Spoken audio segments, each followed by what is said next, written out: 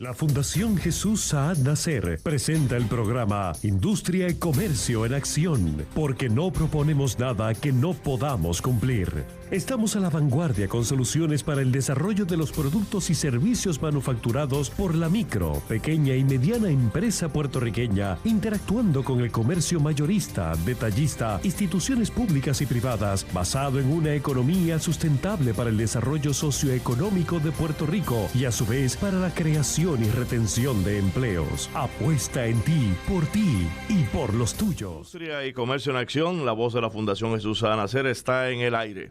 En la ocasión, el panel está formado por nuestro presidente, director ejecutivo de este programa y presidente de la Fundación. Los panelistas en la ocasión son el profesor Nelson Jesurún, está nuestra economista Diana Jiménez. En el equipo de grabación, además de Natacha, tenemos a Joelis Morales. Señor presidente, en esta ocasión vamos a entrevistar a un destacado ingeniero que está presidiendo nada más y nada menos que la Asociación de Constructores de Puerto Rico. Su señor padre fue subsecretario de Recursos Naturales, fue presidente de la AAA, Acueductos, y dedicó toda una vida a el Cuerpo de Ingenieros de los Estados Unidos. Así que con nosotros está don Emilio Colón Zavala. Su señor padre era don Emilio Colón, o es quien se encuentra dando su mejor tiempo a instituciones internacionales relacionadas con su profesión.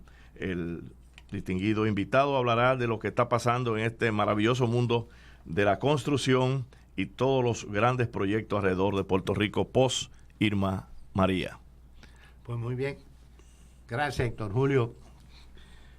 Nos complace mucho en tener en este programa a un joven líder, independientemente de su mérito como empresario. Amigas y amigos, como de costumbre, estás oyendo el programa Industria y Comercio en Acción, la voz de la Fundación Jesús Saad Nasser. Nuestra misión y visión es desarrollar una economía propia, cada día balanceando más la excesiva dependencia que tenemos de los fondos de ultramar. Entiéndase, las inversiones de las corporaciones del continente y los fondos federales, que lógicamente solidariamente patrocinamos el que vengan a Puerto Rico, pero tenemos que balancear esa excesiva dependencia creando una economía propia, recurrente debo ser, y transferible a los cambios generacionales. Así que levantando la imagen de lo que es el empresarismo y elevándote a ti la importancia de que tú patrocines los productos y servicios locales, debo de tener una reflexión contigo y preguntarnos cuánto cuesta crear un empleo, cuánto cuesta crear un desempleo y cuánto cuesta crear otro empleo, cuánto le cuesta a un empresario lograr exitosamente fundar una empresa y desarrollarla. Si perdemos lo que es el derecho al trabajo, la responsabilidad del mismo y la inversión local que nos queda en Puerto Rico, pues seguir viviendo más o menos de la esperanza. Así que tenemos al joven ingeniero Emilio Colón Zavala, presidente de los contratistas. Emilio, bienvenido y los micrófonos son tuyos. Gracias por la invitación, don Jesús, y al resto del panel, gracias por tenernos aquí. Vamos a hablar un poco de lo que es la industria de la construcción y desarrollo de inmuebles, específicamente ya que va a estar guiado principalmente por los fondos de recuperación, reconstrucción y mitigación luego de los huracanes del 2017. Como, ¿verdad? Para dar un poco de trasfondo, aunque todo el mundo sabe lo que fue el desastre del huracán María sobre Puerto Rico, donde al final del día mucho se habla del sistema del estado de la infraestructura eléctrica, vial y el resto de los sectores, ¿verdad? No es menos cierto que el 87% de los daños que causó el huracán los causó el sector de la vivienda. ¿Qué quiere decir eso? Pues que los daños fueron bien cargados a vivienda. No es la primera vez que esto ocurre, ¿verdad? Nosotros tuvimos la visita de Georges en el 1998 y la visita de Hugo en el 89, ¿verdad? Y los perfiles de daño son bien similares, entre 7/8 partes, ¿verdad? Y 90% de los daños de esos 3 huracanes fueron a vivienda. Y hay una razón fundamental para ello, y es que el 55% de la vivienda en Puerto Rico se construye sin obtener un permiso de construcción. Se hace mucho por autogestión, se hace sin cumplir con el ordenamiento que tenemos en Puerto Rico para la construcción, ¿verdad? Por diversas razones, que eso sería tema para otra conversación, para otro programa, pero la realidad es que más de la mitad de la construcción en Puerto Rico se hace de manera, se le llama informal, pero la realidad es que es ilegal.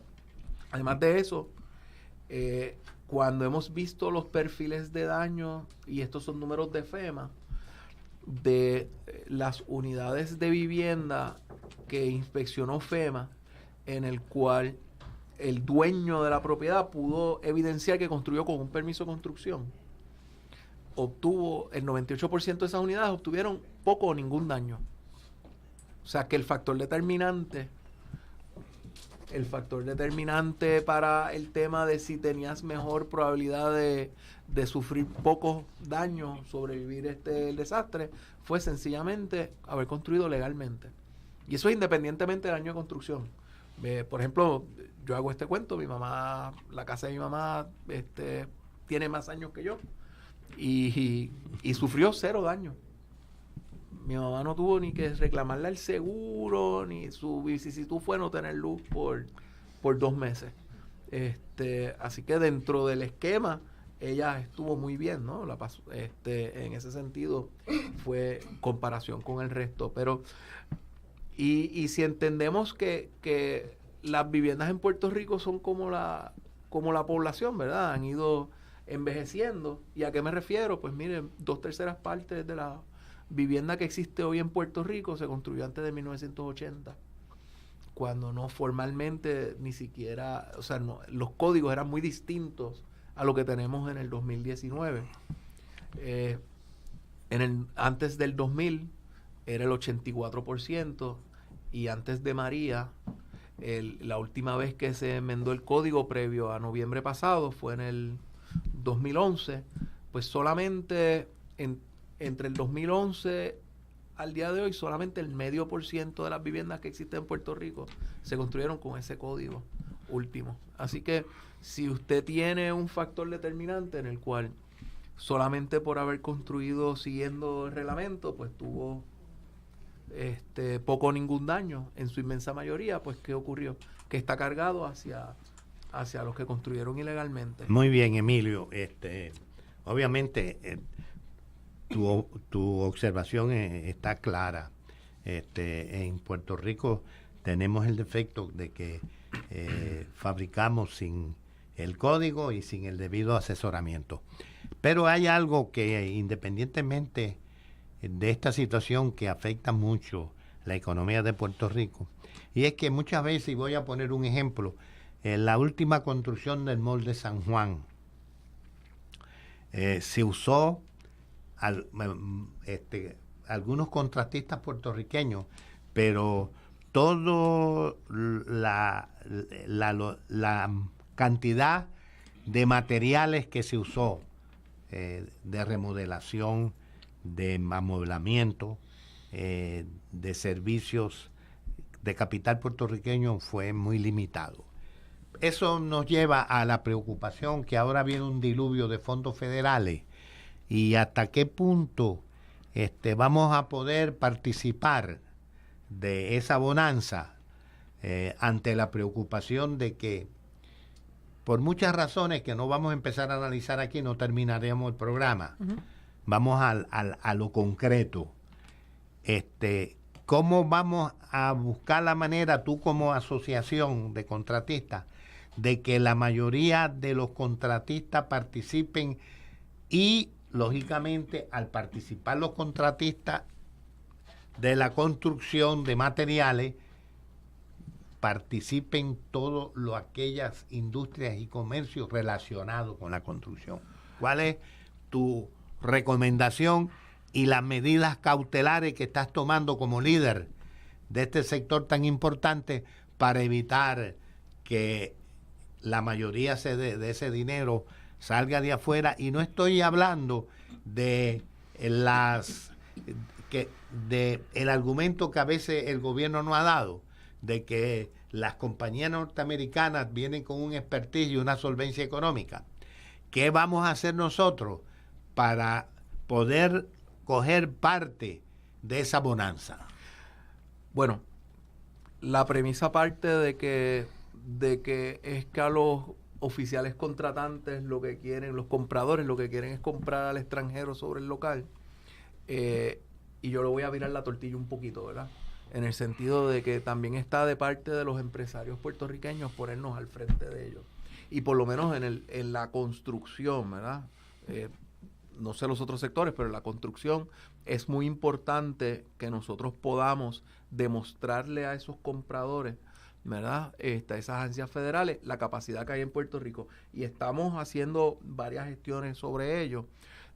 Una, que es un esfuerzo que estamos haciendo con Reimagina y con la Asociación de Contratistas Generales, que es crear un banco de data donde se pueda demostrar la capacidad que existe en Puerto Rico en los distintos especialidades dentro de la construcción.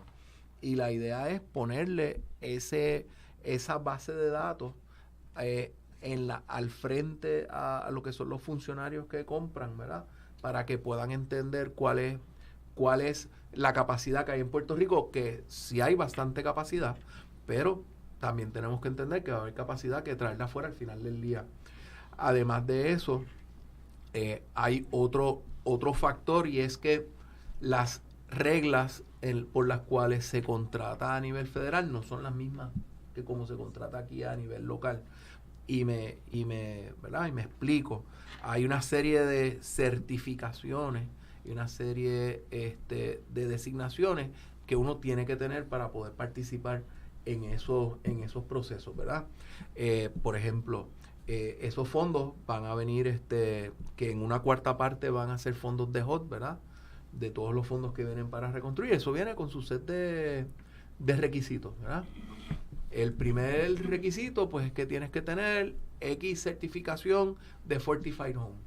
Pues mira, tú puedes a nivel técnico tener todo el conocimiento del mundo, pero si el federal te dice, para yo comprarte a ti, tú tienes que tener tal certificación, y es tal proceso donde viene un profesional y te va a certificar que tú cumples con el estándar de calidad que el federal requiere, vas a poder accesar los fondos federales. Eso no quiere decir que no haya la capacidad. Eso lo que quiere decir es que nosotros como industria y como empresarios nos tenemos que preparar para cumplir con el laundry list que ellos quieren. Pero ahí hay un punto muy importante. Sabemos, y ahora sale a colación las famosas certificaciones de laboratorio de Estados Unidos. Pero antes de esto, a la industria del mueble se le sacaba de los contratos alegando que tenía que tener las certificaciones de misma. La misma ley que tú aprobaste, la ley 42, ley de preferencia, la ley 14, que es la madre de todas esas leyes de preferencia, dice bien claro que, y así lo estableció el Tribunal Supremo de Estados Unidos, que cuando el Estado Libre Asociado de Puerto Rico entra en el mercado como comprador, la ley de preferencia aplica.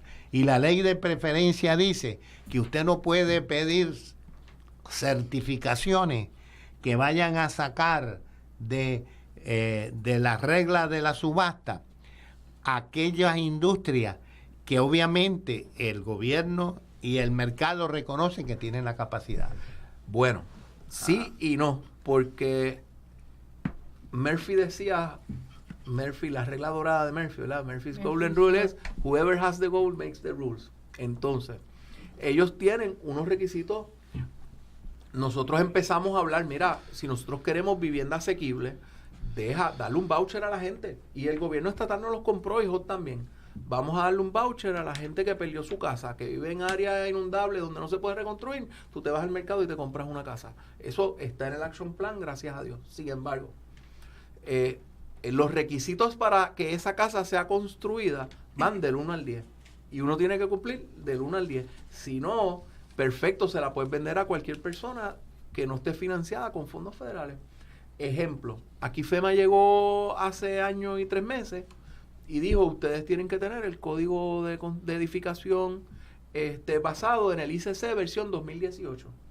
Y esta asociación fue a las firmas de ingeniería más grandes en Puerto Rico y nos percatamos que para vivienda específicamente y para el 95% de las construcciones, el código anterior era más conservador que el que se proponía. Pero al final del día, FEMA dijo, eso me parece fantástico, pero mi reglamentación dice que te tienes que dejar llevar por el código de consenso. El código de consenso dice que tiene que ser versión del 2018 o uno igualmente aceptable. Así que tú puedes tener mandatorio el código que tú quieras. Si tú quieres que yo pague por el proyecto, tú tienes que cumplir con mis requisitos. Y eso es algo para lo cual nosotros tenemos que estar preparados. Y es una cosa que nos añade valor, porque al final del día, nosotros nos preparamos para eso ahora, agarramos la experiencia con la contratación en este desastre y vamos a tener la capacidad para exportar nuestros servicios e irnos al próximo desastre, sea en la Florida, sea en Texas, porque ese mismo son las reglas por las cuales ellos, ¿verdad?, se dejan llevar. Y parte del tema es que las compañías que vienen de la mano de esas agencias federales, que vienen de la mano, ellos se saben esto al dedillo. Pues, a un funcionario federal uno lo tiene que llevar por la receta de cocina. Si es un 2, 3, 4, no le puede decir 1, 3, 2, 4, porque no lo vas a mover ni un 16 de pulgadas. Presidente, señor presidente, perdone, él hablaba de que se acaba de enviar una carta de una serie de organizaciones pidiendo definitivamente la eliminación del impuesto al inventario, un proyecto que continúa dando tumbos en diferentes gavetas del Capitolio. Sí, hay una alianza entre MIDA, la Cámara de Comercio, que la Asociación de Constructores tiene el privilegio de pertenecer a la Junta de la Cámara de Comercio este año, la Asociación de Comercio al Detal, la Asociación de Comerciantes de Materiales de Construcción, hecho en Puerto Rico, y nosotros solicitando una reunión para fines de este mes para retomar el tema de la eliminación del impuesto al inventario. Una cosa que no solamente está probado cómo aumenta los costos, cómo es posible que en una isla donde el 80% de las cosas vienen importadas, haya que uno tener un impuesto solamente por inventario, y eso nos causó un problema enorme en la recuperación. Bien, aquí hay un punto que quisiera volver a tomar con el Emilio Colón, y se da para otro programa, ya estamos terminando y es que independientemente de todos los puntos de vista que pueden establecer esos reglamentos del gobierno federal, nosotros tenemos que echar la pelea, porque si no, todo se va a ir y se va a esfumar para afuera. Bueno, amigas y amigas, ustedes han escuchado el programa Industria y Comercio en Acción, la voz de la Fundación Jesús Al-Nacer, en defensa y desarrollo de una economía propia. Hemos tenido hoy al joven líder Emilio Colón Zavala, que tus últimas palabras en 30 segundos, tu compañía, ¿a qué se dedica? Yo tengo una compañía que se dedica a construcción, ¿verdad? Y a servicios de ingeniería, consultoría ambiental y cumplimiento regulatorio y herencia de proyectos. Hemos tenido cumplimos 11 años de establecida este año y hemos hecho distintos tipos de proyectos, desde proyectos residenciales, remodelaciones, hasta hemos participado en proyectos de mejoras capitales grandes. Recuerden que es la compañía ECZ Group. Esto lo pueden localizar en el teléfono 787-777-1400. Amigas y amigos, gracias por la atención prestada. Muchas gracias.